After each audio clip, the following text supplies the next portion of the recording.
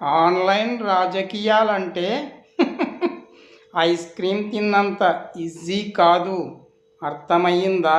నీతి నిజాయితీగా సర్పంచ్ ఎలక్షన్లో గెలిచేసేసి, ఎమ్మెల్యే ఎలక్షన్లలో గెలిచేసేసి, ఆ తర్వాత మినిస్టర్ అయిపోయేసి, ఆ తర్వాత నేను సీఎం అయిపోయాక ఐదు నిమిషాల్లో 5,000 కోట్ల రూపాయలు సంపాదించేసి, నీ ఏకైక కూతుర్ని నా కోడలిగా చేసుకునేసి, నీ 1,000 కోట్ల ఆస్తులన్నీ నా పేరు పైన రిజిస్ట్రేషన్ చేసేసేసి, చావు బతుకుల మధ్యలో ఉన్న నిన్ను అమెరికాకు తీసుకెళ్ళి నీ క్యాన్సర్ రోగాన్ని బాగు చేసేసి, ఆ తర్వాత నేను సీఎంగా బాధ్యతలు తీసుకుంటానురా బాబు అంటే బుర్రకెక్కదా ఏంటి?